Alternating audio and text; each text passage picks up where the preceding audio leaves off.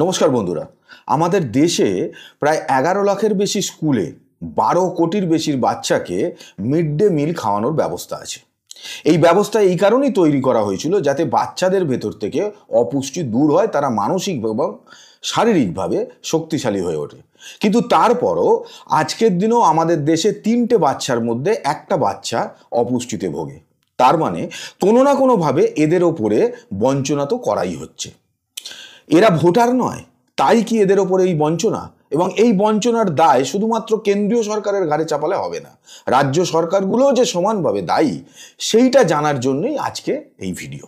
2024-25 অর্থবর্ষে কেন্দ্রীয় সরকার এই mid day meal স্কিমের জন্য বরাদ্দ করেছে 12,467 কোটি টাকা। 2022-23-এ এই বরাদ্দ করা হয়েছিল 10,233 কোটি টাকা। তার মানে সোজা কথায় দেখতে গেলে কেন্দ্রীয় সরকার অনেকটাই বরাদ্দ বাড়িয়েছে।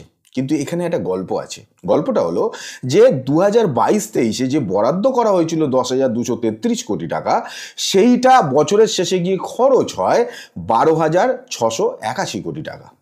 তাহলে সেই সময় যখন যে টাকা বরাদ্দ হয়েছিল সেই টাকায় হয়নি, 12,681 কোটি টাকা খরচা হলো, তাহলে 213 কোটি টাকা 2024-25 অর্থবর্ষে কেন্দ্রীয় সরকার এই মিড ডে মিলের জন্য কি করে বরাদ্দ করে? আদতে বরাদ্দ বাড়লো কোথায়? উল্টে সেটা তো কমে গেল। এবারে এই যে কমে গেল, এইটা নিয়ে কিন্তু ভারতবর্ষের কোনো রাজ্যেই সেইভাবে কোনো রকম বিতর্ক নেই, তারা কোনো রকম বিরোধিতা করছেও না। এটা একটা অদ্ভুত ব্যাপার। অদ্ভুত ব্যাপার এটা এই কারণে যে যেহেতু এই যে টোটাল টাকাটা মিড ডে মিলের জন্য খরচা হয়, এর 60% দেয় কেন্দ্রীয় সরকার আর 40% দিতে হয় সংশ্লিষ্ট রাজ্য সরকারকে। তাই কেন্দ্রীয় সরকার এই বরাদ্দ বা বাজেট করলেও আখেরে কেন্দ্রীয় সরকার যদি এই বাজেট না বাড়ায়, তার লাভ যায় রাজ্য সরকারগুলোতেও, যে তাদেরকেও এই খাতে বরাদ্দ বাড়াতে হয় না বা খরচ বেশি করতে হয় না। তাই টুকটাক একটু বিরোধিতা করলেও সেই অর্থে এরাও বড় মাপের কোনো বিরোধিতায় যায় না, কারণ আখেরে কেন্দ্রীয় সরকারের ঘাড়ে দায় চাপিয়ে নিজেদের লাভ হয়। আমাদের দেশে 1930 সালে প্রথমবার পুডুচেরিতে আন্ডার দ্য ফ্রেঞ্চ অ্যাডমিনিস্ট্রেশন এই মিড ডে মিল চালু করা হয়েছিল। দেশ স্বাধীন হওয়ার পর তামিলনাড়ুর মাদুরাইতে 1955 সালে এইটা প্রথমবার চালু করা হয়। 2001-এ সুপ্রিম কোর্টের আদেশে সারা দেশ জুড়ে প্রত্যেকটা প্রাইমারি এবং আপার প্রাইমারি স্কুলে মিড ডে মিল ব্যবস্থা চালু করা হয়। এরপরে 2021-এর সেপ্টেম্বর মাসে এসে এই মিড ডে মিলের নাম পরিবর্তন করে হয় PM পোষণ স্কিম বা প্রধানমন্ত্রী পোষণ শক্তি নির্মাণ। এবারে শক্তি যে নির্মাণ করা হবে, অর্থাৎ আমার দেশের যে বাচ্চাদের যাদেরকে পাতে একটু খাবার তুলে দেওয়া হবে একবেলা, সেই শক্তি নির্মাণের জন্য সরকার পার হেড বাচ্চার পেছনে কত টাকা বরাদ্দ করছে সেটা বলি। প্রাইমারি সেকশন মানে ক্লাস 1 to 4, সেখানে 2022-এর অক্টোবর থেকে এখন অবধি বরাদ্দ ছিল 5 টাকা 45 পয়সা, যেটা বেড়ে হলো 6 টাকা 19 পয়সা। তার মানে এই 6 টাকা 19 ইন্টু যদি 30 ধরেন, 30 দিনই যদি ধরা যায়, তাহলে একটা বাচ্চার পেছনে মাসে সরকারের খরচ হয় 186 টাকা।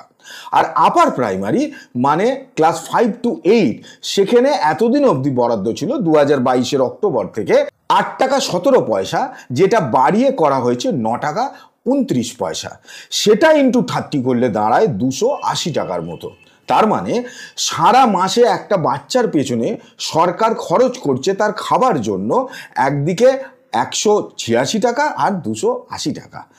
এই টাকা দিয়ে আজকের বাজারে সারা মাসে কি কেনা যায়? একটা ডিমের দাম 7 টাকা। বাজারে গিয়ে আমরা বাজার করতে গিয়ে নাভিশ্বাস উঠছে যে পরিমাণে জিনিসপত্রের দাম। তার সঙ্গে আছে দুর্নীতি, চাল চুরি, বাজার চুরি, ডিম চুরি, আলু চুরি, সব রকম চুরি এর মধ্যে রয়েছে। তারপরে এই টাকা বরাদ্দ করে কত টাকা অ্যাকচুয়ালি সরকারের দ্বারা এই বাচ্চাদের কাছে গিয়ে পৌঁছয়, এই দ্বারা কি আমাদের দেশে শক্তি নির্মাণ সম্ভব? কিভাবে সরকার, প্রত্যেকটা সরকার মানে সে কেন্দ্রীয় সরকার হোক বা রাজ্য সরকার হোক, তারা এই বিষয়টায় একেবারে চোখ বুজে আছে, অথচ কেন্দ্রীয় সরকার বিভিন্ন রকম জনকল্যাণমূলক স্কিম চালায়, রাজ্য সরকারগুলোও চালায়, এবং এখন তো লক্ষ্মীর ভাণ্ডারের মতো প্রকল্প সারা দেশ জুড়ে জনপ্রিয় হয়ে গেছে। কেউ 1000 টাকা, কেউ 1500 টাকা, কেউ 2000, 2500, যে যেরকম পাচ্ছে করছে। রিসেন্টলি আম আদমি পার্টি দিল্লিতেও, যেহেতু ডিসেম্বরে ভোট আছে, তারা বলেছে তারাও এরকম একটা স্কিম দেবে। এছাড়াও কেন্দ্রীয় সরকারের বিভিন্ন প্রকল্প আছে। কোনো প্রকল্পের টাকা যদি কেন্দ্রীয় সরকার না দেয়, তাহলে সংশ্লিষ্ট রাজ্য সরকার বলছে কেন্দ্রের আমার টাকা লাগবে না, আমি নিজেই সব কিছু করে দেবো। অথচ এই মিড ডে মিল স্কিমে বাচ্চাদের জন্য রাজ্য সরকারগুলো নিজেদের থেকে টুকটাক দেয়, কখনো কেউ দুধ দিয়ে দিল বা ভোট আসলে একটু মাছ মাংস খাইয়ে দিল।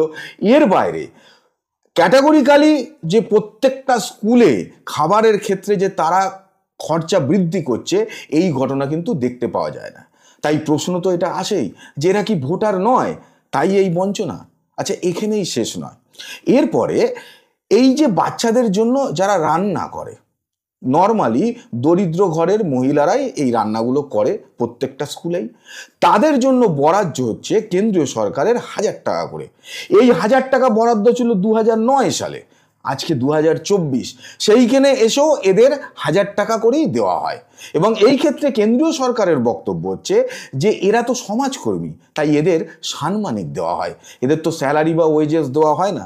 অথচ কেন্দ্রীয় বলুন বা রাজ্য সরকার বলুন, বিভিন্ন নেতা মন্ত্রী, তাদের জন্য সিকিউরিটির খরচা আছে, তাদের বাড়ির গ্যাস থেকে আর পাজামের দড়ি অবধি এই সবটা খরচা দেয় সরকার, তারাও তো সমাজকর্মী। তাহলে তাদের জন্য যদি এত বরাদ্দ হয়, তাহলে এই গরিব মানুষগুলো যারা ওখানে গিয়ে রান্নাটা করে, তাদের বরাদ্দ কেন বাড়ানো যায় না? হ্যাঁ, বাড়ায়, রাজ্য সরকারগুলো বাড়িয়ে রেখেছে। যেমন ধরুন, কেরালে প্রত্যেক দিন 600 টাকা করে দেওয়া হয়, হরিয়ানায় এদেরকে 7000 টাকা মাইনে দেওয়া হয়, উড়িষ্যায় 3000 টাকা দেওয়া হয়, আমাদের পশ্চিমবঙ্গে 2000 টাকা করে দেওয়া হয়। তার মানে রাজ্য সরকারগুলো এই ক্ষেত্রে এদের একটু নিজেদের থেকে দেয়।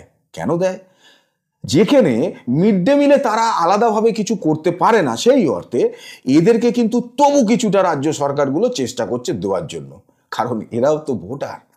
তাই অনুদান দিতেই হবে যাতে সে অনুগত থাকে। শ্রমের দাম দেওয়া যাবে না, কারণ শ্রমের দাম দিলে সে তো অনুগত থাকবে না। তাই কেন্দ্রীয় সরকার বলুন, রাজ্য সরকার বলুন, সবাই অনুদান দিতে ব্যস্ত, কারণ যত অনুদান অনুগত তত। যদি শ্রমের দাম সে পেয়ে যায়, তাহলে সে অনুগত তো থাকবে না। আর সেই কারণেই যেহেতু মিড ডে মিলে যারা আছে, যাদের কথা ভেবে মিড ডে মিল চালু করা, তারা তো ভোট দেয় না, তাই তাদের জন্য কোনো সরকারই খুব একটা কিছু ভাবতে চাইছে না। আর আমরা বাবা মারা, আমরাও কিন্তু নিজেরা কি অনুদান পাচ্ছি সেই নিয়েই চিন্তিত। আমরা কখনো এটা ভাবতে যাচ্ছি না যে আমার বাচ্চাটা যে স্কুলে যাচ্ছে, সে যে খাবারটা খেয়ে আসছে, তার পেছনে সরকার কত বরাদ্দ করছে, তার পেছনে কেন দুর্নীতি হচ্ছে। এই প্রশ্নগুলো আমার মনের মধ্যে জাগছেই না। আমি নাচছি, আমি ডিজে বাজিয়ে নেচে আনন্দে আছি, কারণ আমার জন্য যে বরাদ্দ হচ্ছে জনকল্যাণমূলক কাজে, সেটা তো আমি পেয়ে যাচ্ছি। তাই আমার বাচ্চার কথা আমি ভাববো কেন? তাহলে যেখানে আমরা বাবা মারা যদি আমার বাচ্চার কথা না ভাবি, তাহলে শুধুমাত্র কেন্দ্রীয় সরকার, রাজ্য সরকার বা কোনো পার্টি, কোনো নেতা নেত্রী, তাদেরকে দোষ দিয়ে তো লাভ নেই। কারণ সন্তানের কথা যদি বাবা মা না ভাবে, তাহলে অন্য কেউ কেন ভাবতে আসবে? তাদের কি দায় পড়েছে? তাই এই বঞ্চনা বছরের পর বছর চলছে। আমরা আওয়াজ তুলতে পারছি না যে আমাদের বাচ্চাদের জন্য কেন এত কম টাকা বরাদ্দ হবে। আজকের দিনে 6 টাকা 19 পয়সা, 8 টাকা 29 পয়সায় একটা বাচ্চাকে কি খাবার দেওয়া যেতে পারে? মোটা চালগুলো খেয়ে তাদের লিভারটা বরবাদ হচ্ছে। তাদেরকে কোনো রকম শাক সবজি, মাছ মাংস কিছুই তো দেওয়া যায় না। সপ্তাহে একদিন হয়তো ডিম, বাকি দিন সোয়াবিন, আলু চোখা, এই খেয়ে শক্তি নির্মাণ হবে। হয় এর বরাদ্দ বাড়ানো হোক, আরও বেশি করে টাকা এদের জন্য বাড়ানো হোক, আর না হলে এই স্কিম বন্ধ করে দেওয়া হোক। কি দরকার আছে শুধুমাত্র নাম কাস্তে এই স্কিম চালিয়ে?